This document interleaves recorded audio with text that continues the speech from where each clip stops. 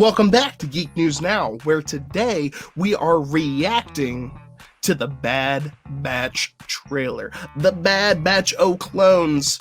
It's a trailer. It's happening. We're reacting to it right now. Here we go. A test is in order. 5 enhanced clones, more capable than an army. Yet they exhibit a concerning level of disobedience and disregard for orders. What else you got? Give me more! More! Our squad's nothing but trouble.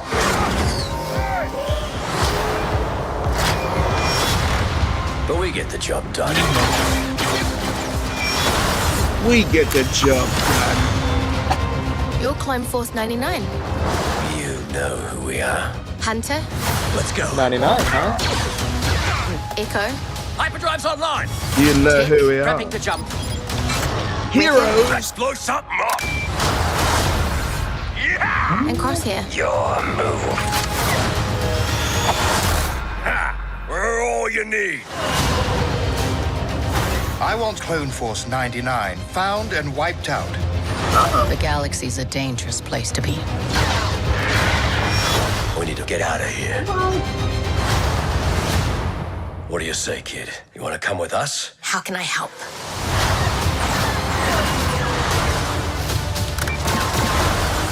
The Clone Wars have ended. You can either adapt and survive,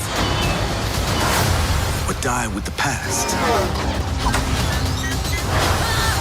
The decision is yours. We do what we do.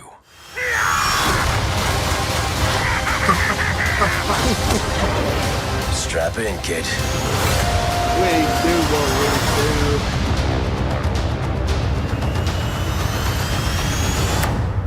All right. Yeah. Hello. May the fourth be with you. Yeah, there you go. Heck yeah. That was... Wow. Tell me Yeah. more. Who's the now out of us? I'm thinking me and John. John, you haven't watched like all the Clone Wars and stuff like that. No. Okay.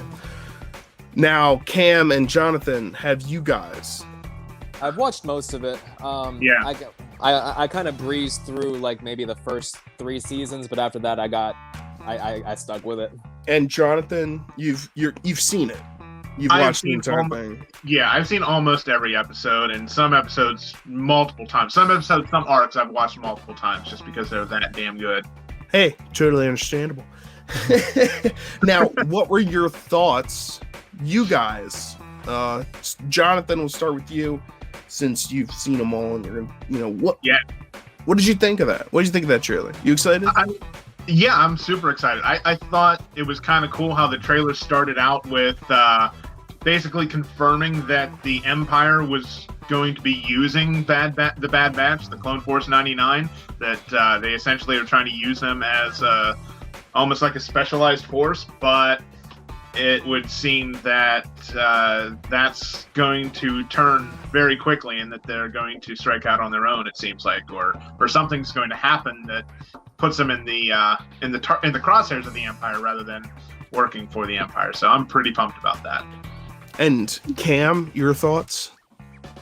Well, I really love that, we're starting off just knowing that Tarkin's going to play a big role in this show. He was big in Rebels. He's been a fan favorite for years, and I'm more Tarkin in any capacity is okay with me. I agree. Yeah. I wonder if we're gonna, because watching the Bad Batch arc makes them feel very much like the A-Team. I wonder if we're gonna get some A-Team-like plots where they're gonna be essentially mercenaries for hire after they leave the Empire. After they break free or whatever they decide to do, that puts them as public enemy number 1. I wonder if we're kind of get more of those references. I really hope so, actually. I would say as well. So they should be. They're other stories. Like there are other stories and other ways to tell stories. And that's what I hope they do, is because if there's an offshoot, the thing that will grab me is the references to the other stuff that I know, that I grew up with. And if they put in a certain planet, or like, oh wow, that's pretty neat, now I'm hooked. I want to see where it keeps going. You'll be Captain America and Avengers going, I got that reference. And that's how a lot of us, myself at least, while I was watching The Mandalorian, I made entire videos. So I was just like, look how great they got the Sand People in this. And I'm just like jazzed about that, let alone whatever else they did in the episode. So it is important to, and that's something that Jon Favreau is well aware of, but it's going to be interesting to see. There's been a lot of turmoil in Disney. What exactly are we going to be getting? The Bad Batch is by Filoni, who's again part of the creative mind behind The Mandalorian. He was brought on by George Lucas, and if you know anything about actually Filoni's background, Avatar: The Last Airbender. You like it? He helped make that too. He got started with that, and he was like, I couldn't imagine that, being part of Star Wars is like a dream come true, right? Yeah, and that was literally, he made his own name for himself, working on now something that's going to get its own entire, they're making an entire The Last Airbender studio, by the way, if anyone hadn't heard that. That's going to be its own entire, so he got started making something that's going to be basically its own kind of Star Wars. But what did he care about the entire time? Star Wars. And he's the guy making Bad Batch. Do you guys have any thoughts on Filoni and Bad Batch in that respect? Well, to be honest, as excited as I am, I really hope that, I mean, obviously with Dave Filoni behind it, we're gonna have a lot of callbacks and references to other Star Wars material, which is absolutely fine by me. I just really hope that it's not like oversaturated with that kind of thing, where every single episode is just like, hey, you remember this? Hey, you remember this thing that you like? And like I wanted to have those references to give it that feeling of connectivity, but I also want it to remain its own thing. I hear you on that. Jonathan, you're about to say something on that? Yeah, I mean, I don't think that's going to be an issue, Cam. Filoni has always been about making the connections, not between Star Wars, other things that have happened in Star Wars, but he's good at making the connections between the cinema that inspired Star Wars, bringing story tropes from other genres into Star Wars. I mean, that's how he got the job at Lucasfilm, was by talking to George Lucas, not about Star Wars, but about film and the cinema that inspired Star Wars. So I don't think that we're going to see all this, all these winks and nods to the fans. I think it's going to be deeper connections to the inspirations. I think you'll see the winks and nods, but that's just, you'll see that just because he's doing such a good job of telling that same Star Wars story, like the Star Wars story. And even though he is able to recognize there are different stories to tell within Star Wars, and while still having at its core be Star Wars. Right, and when I say it, like when you say winks and nods, what I like to see was, for an example, is like from Attack of the Clones, when you see a 10-second depiction of the Death Star in that hologram, and I was just like blown away by that. Is so cool. That's what I like to see, where it just kind of pieces the puzzle together a little bit, not being the full meal, but kind of, just a sprinkling of flavoring in there, just to keep it, what we're used to. And it's, hey, this might be a different story that we're telling, but guess what? Here's that. Yeah, you see the fall of the death that influenced this story. And while that story may have been told in a different way, and like this one might also, and that's kind of also the beauty of what Disney Plus and Marvel is doing with the MCU and how they're changing the way that that's kind of perceived. I think that was the original idea with Star Wars anyway. So I'm excited to see, and it sounds like everyone else here is, where they're going to go with this Bad Batch. The Bad Batch looks like a pretty sweet batch to me. Any other thoughts on the Bad Batch trailer that we just saw? I'm wondering, actually, and I don't know if you guys got this, but the young clone that they were talking to, was that a female clone? I know it's supposed to be a clone of Jango, but was she female? Because it definitely did not sound like a young Boba Fett. How dare you make such assumptions? I don't think that I got a really good look at him. I'm just talking about the voice, not so much the look. Who knows? That's a good. That's a question. I don't know. Again, I'd have to rewatch it.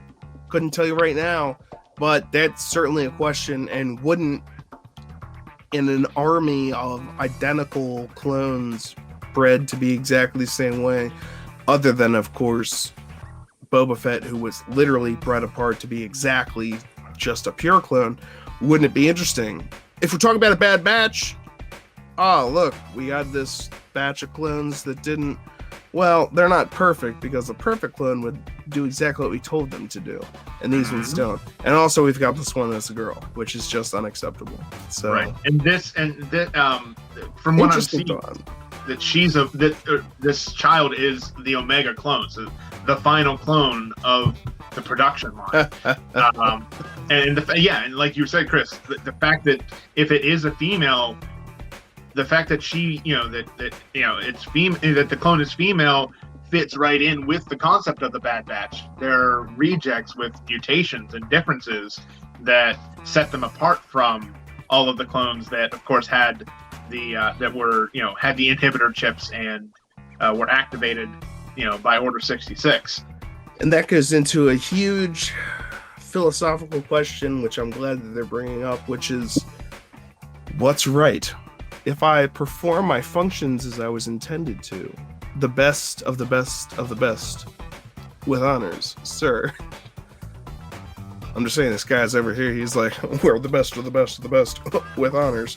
He has no idea why we're actually here. And I find that hilarious.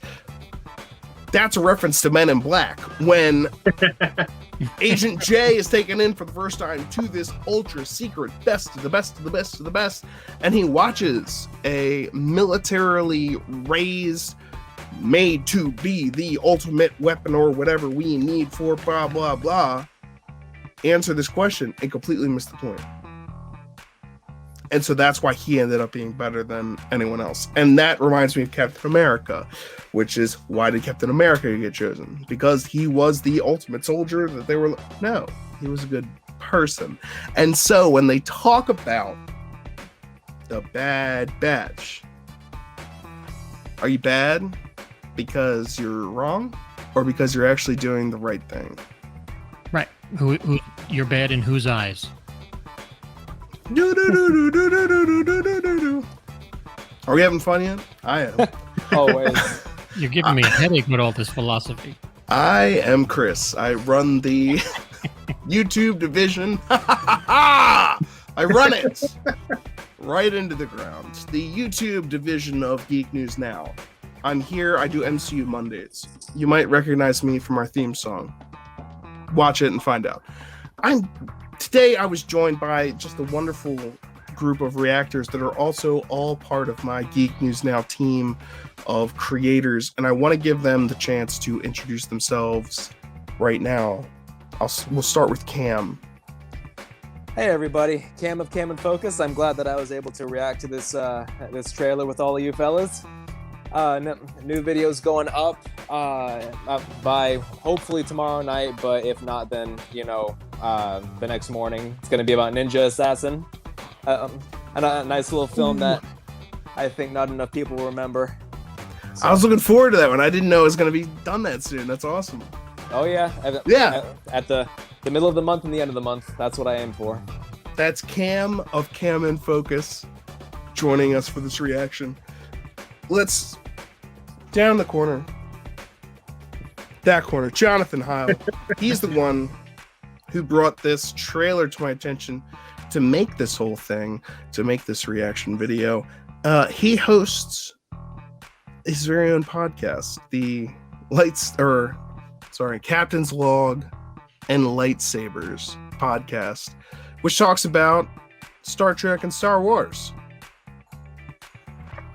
Yeah, absolutely. So my co-host Chris, not the same Chris that's up here, a different Chris. Common name.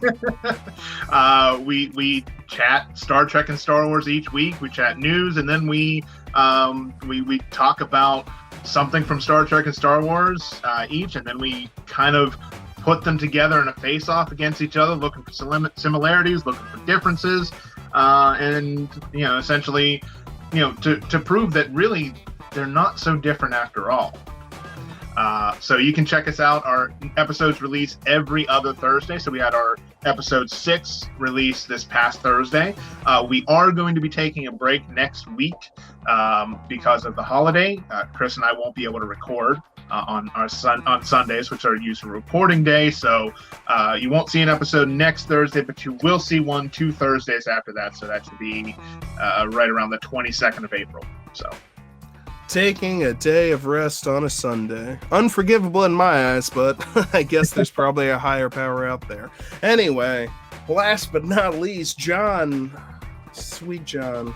Yeah. My name is John from the Geek and I podcast. That's the name of it, the Geek and I. Yes, with John and Jeff, and we are actually on hiatus right now while my daughter is getting married. We're planning my daughter's wedding, and then I have all my military kids coming home for 3 weeks. So I'm going to spend time with them, but we do have some cool guests lined up in the near future. A couple more rock stars. We're actually talking to a gentleman named Damian Brewer. He's a cosplayer, and I don't know if you've seen Star Trek Continues.